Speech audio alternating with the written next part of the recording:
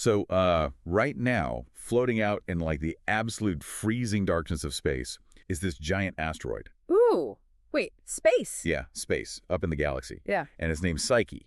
And if NASA scientists actually manage to, successfully mine it, they estimate it contains enough precious metal to make literally every single person on Earth a billionaire. Whoa, whoa, boom. Wait, are you serious? I am dead serious. That is, I mean, we are talking about the ultimate real-life rare drop. That is absolutely insane. And TT, to get this deep dive on the official record, today is August 26, 2026. That's right. You are telling me there is a massive floating rock in our solar system with that much loot just sitting there. It totally is. The universe is literally hiding treasure out there. It is literally like playing Minecraft or Roblox, but, in real life.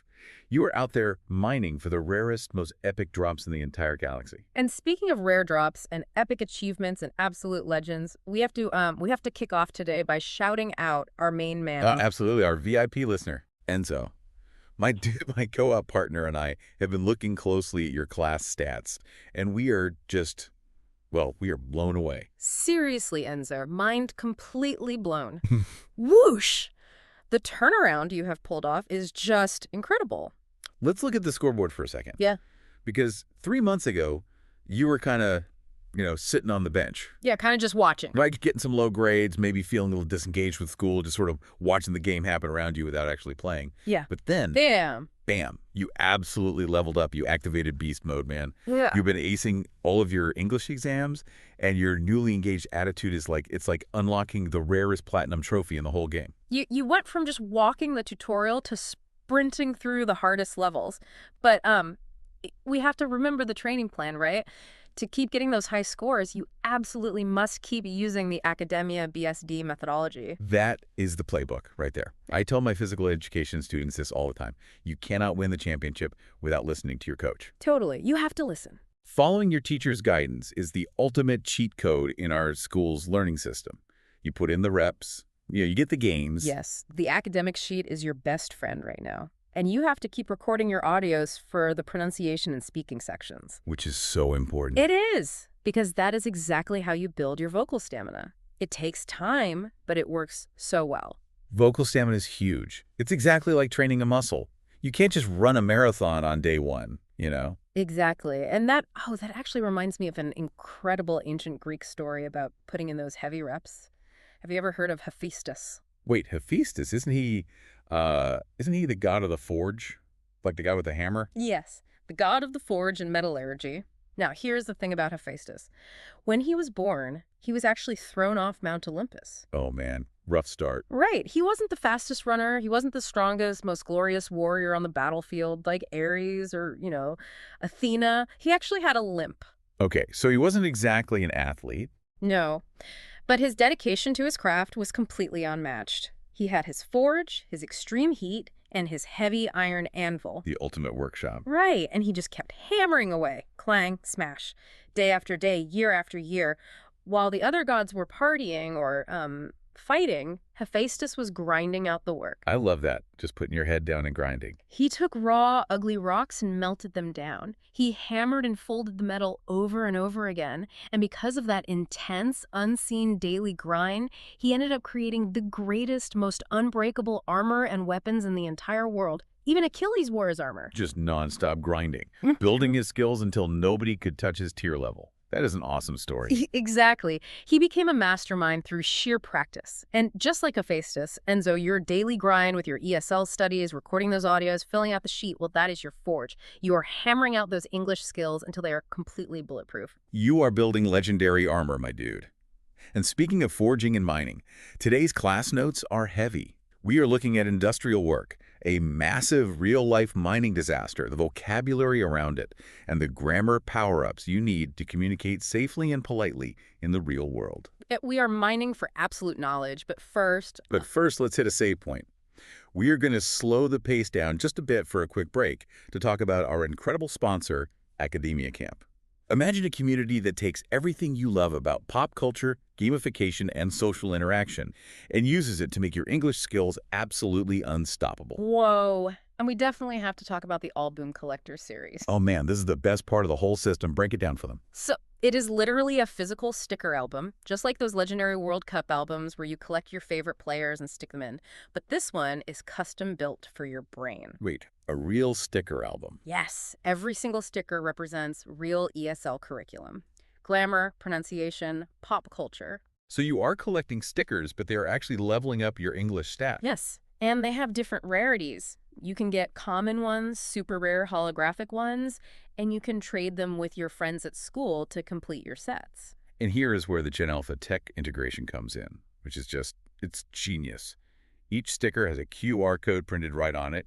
You scan that code with your phone, and boom, Yep, zoom. it unlocks digital videos, hidden challenges, and extra exercises right on your device.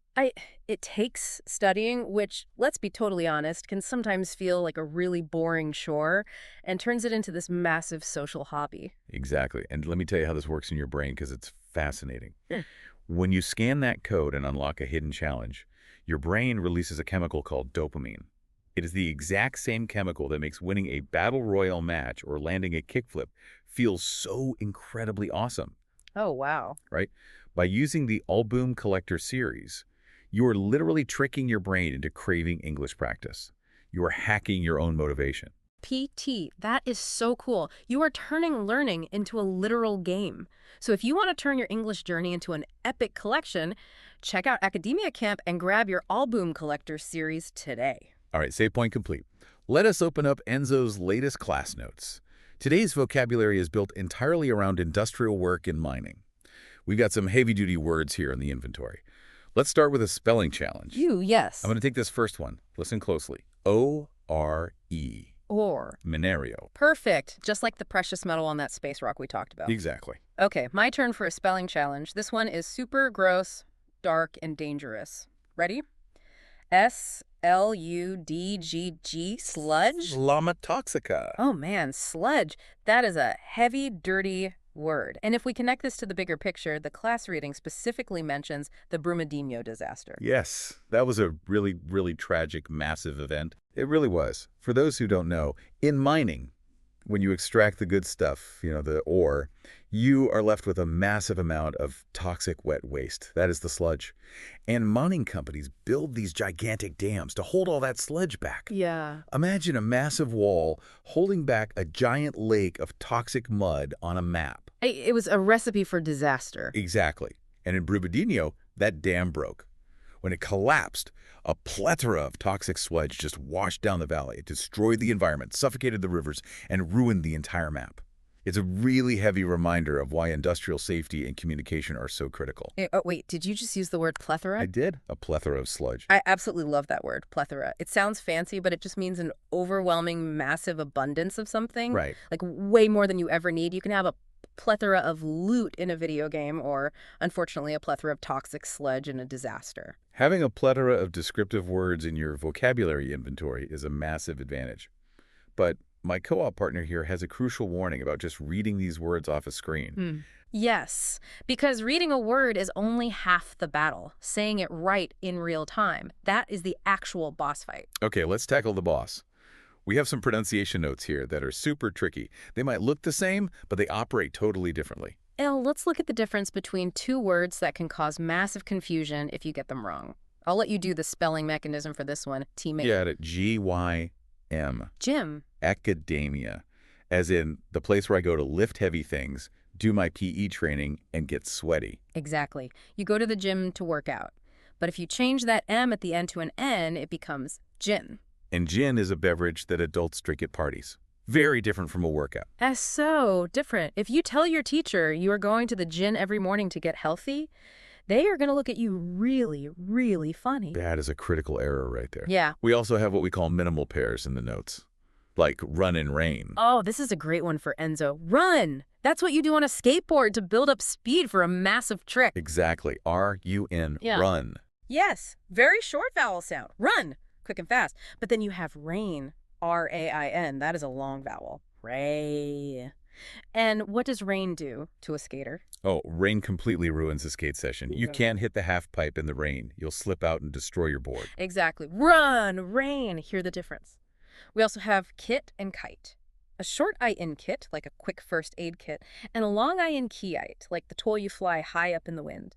that difference in how you stretch the sounds. That brings us to a huge concept called prosody. Prosody. Okay. Yeah. That sounds like an advanced technique. What exactly is prosody? Prosody is the music of how you speak. It's not just the words you choose, it's the rhythm, the pitch, and how long you hold the sounds. Imagine playing a video game where the soundtrack is just one flat, continuous beep. That would be incredibly boring and annoying. Exactly, it would sound like a robot. Prosody is the emotion. It's raising your pitch when you are excited or stretching out a vowel like rain to show how long and annoying the storm is. You have to use prosody to sound human, teammate. I love that. You're adding the soundtrack to your vocabulary. Okay, so we've got our vocabulary loaded. Our pronunciation soundtrack is warmed up. Now it is time to check our inventory for the main mechanics of this lesson. We have some PDF files attached to the notes here, and we are diving into modal verbs. Ooh, modals. These are massive. They really are. I want you to think of modal verbs as power-ups. By themselves, they don't do much, but when you attach them to your main verb, they completely change its strength, its politeness, and its meaning. Let's start with our base stats. TT, the base stats, can and could. These power-ups are all about ability, possibility, and permission. Right. So can is your base level ability right now. If I am talking about my current stats, I would say I can do a kickflip. Well, honestly, I can't. I'd probably break my ankle, but Enzo definitely can. He totally can. But what about could? Could is like looking at your past abilities. So an older skater might say, I could skate all day without getting tired when I was younger. Yes, past ability. But wait, could is also a stealth power-up for politeness. If you are talking to a teacher or a boss, you don't demand, can you help me? You equip the polite power-up and say, could you help me? It softens the impact. Oh, that makes total sense. It lowers the aggression level. Okay, moving on to the next set of power-ups. Will and would. The notes say these are for willingness, future, and past habits. Now wait, teammate. Let me pause you there and push back for a second. Oh, what's up? I'm looking at my mental inventory, and I thought would was just for being polite. Like, would you like some water? How does that work as a past habit? I'm confused. Ah, that is a brilliant question. It is because would is a multi-tool power-up. It has more than one function. Let's poof it down with a skating example. When you first started learning to skate, did you ever have a trick you just kept messing up? Oh, absolutely. When I was first learning, I would try to drop into the big half pipe, and I would completely wipe out every single time. I would scrape my knees up so bad. Bingo. Do you hear what you just said? I would try to drop in and I would wipe out. You didn't just do it once. You repeated that mistake over and over. That is would functioning as a past habit, a repeated action from back in the day. Oh, wow. I didn't even realize I was doing that. I would wipe out. It was a habit. Exactly. And that connects perfectly to another power-up, used to. Let me guess. Used to and would are basically the same mechanic. Very close. Used to means a past habit that is completely 100% finished. Think about Enzo's stats. Enzo used to get low grades, but not anymore. He leveled up. The habit is broken. He used to sit on the sidelines, but now he's the MVP. That is an awesome way to remember it. So used to and would are like looking back at your old completed save files. Exactly. Now that we've unlocked the past habit power-ups, what if we need to look into the future? What if we are facing an uncertain boss drop? That's where the possibility power-ups come in. May and might. Tell me about might. Here's where it gets really interesting for a gamer. Might is basically RNG, random number generation. Ooh, how so? Well, when you open a mystery loot box, you might get the epic glowing sword. Meaning, the possibility is very low. It's super uncertain. You say, I might win the tournament. You hope so, but who knows? The odds are up in the air. I love that analogy. Might is incredibly uncertain. But what about may? May is slightly more certain. You have better chance. But it is also the ultimate polite power-up for formal permission, right? Yes. Super formal. You don't ask your principal, can I go to the bathroom? You say, may I go to the bathroom? It shows massive respect to their authority level. Massive respect points. Okay, last inventory check on the modals. Would like to, want to, and prefer. Expressing desires politely. This is a huge life skill. Yeah, because nobody likes someone who just runs around demanding things. I want the ball. I want the loot. Give me the controller. That's rookie behavior. It's annoying. You have to level up your manners. Instead of barking, I want, you use the combo I would like. I would like a new skateboard, please. See, it sounds so much better. The prosody is smoother. It totally does. Yeah. It lowers the defenses of the person you're talking to. And that transitions us perfectly into the reading section from the class notes. We are looking at work etiquette in professional English. Straight into the reading. And what's fascinating here is that professional English isn't just about memorizing a plethora of huge, complicated dictionary words. No, it's not. It's actually all about what the notes call the professional English scale. It's a sliding scale of politeness. Let's look at the bottom of the scale. At the bottom, we have direct language. Can you send the report? It's direct, it gets the job done, sure. But it's a little blunt. But if we move up the scale to polite, could you send the report? Much better. Use the could power up. Yeah. But what if you are talking to the final boss? Like the CEO of the company? Then you go very diplomatic. You say, would it be possible for you to send the report? Man, I love that. You know, being diplomatic in English is exactly like playing a stealth game. A stealth game. Break that down. Think about it. If you just run into a highly guarded room yelling, "Send me the report," you are going direct. You're going to trigger all the alarms. The boss is going to get annoyed. The guards come out. Mission failed. You can't just run and gun in a professional environment. You have to be careful. You step softly. You equip your modal power-ups. Would it be possible? You sneak right past the defenses. Nobody gets mad, and you get the report securely. Mission accomplished. That is a brilliant analogy. Modals are your stealth gear for conversation. Stealth gear engaged. And Enzo, you have a chance to test this stealth gear out in your homework. The essay writing prompt for this week is, tell us about your daily routine and what was different in the past 5 days. Yes, and listen closely, Enzo. This is the absolute perfect time to use used to and would in your essay. Tell your teacher what you would do in the past and what you do differently now. Use those past habit power-ups to show off your new stats. Flex those grammar muscles on the page. We know you're going to crush it. Now, as we start to cool down and wrap up this massive deep dive, my friend, what is on the horizon? What is the upcoming linguistic scope? Ooh, we have a massive cliffhanger for the next class. A cliffhanger. Lay it on us. So, today we've learned how to be polite, how to use our stealth gear, and how to be diplomatic with modals, right? We know how to ask nicely, but what happens when you have to heavily disagree with a boss? Oh, man. Triggering the alarms. Yeah. Pushing back on the CEO. Exactly. How do you completely disagree with someone in power without making them mad? How do you say NO professionally without ruining your career? Wow. Saying no to the boss without getting a game over screen, Yeah. that is a high-level endgame skill. You're really just going to leave Enzo hanging to find out next time. Yes, next class is going to be incredibly intense. Well, Enzo, with the incredible posture and attitude you've shown toward your studies these past 3 months, we have zero doubts you'll master that too. Remember, whether you are trying to coordinate a massive raid in a video game, hanging out with your friends at the skate park, or eventually sitting in a corporate boardroom doing heavy industrial work, being polite and communicating well is the ultimate real-life skill. It is absolutely the best power-up you can ever equip. Which brings us to the core philosophy of everything we do here. Yes. The school motto. It is not only about the language, it is all about communication. No es solo sobre la lengua, es todo sobre comunicación. Beautifully said. And before we sign off, I want to leave Enzo and everyone listening with one final provocative thought to chew on. Okay. We just spent this whole time talking about words.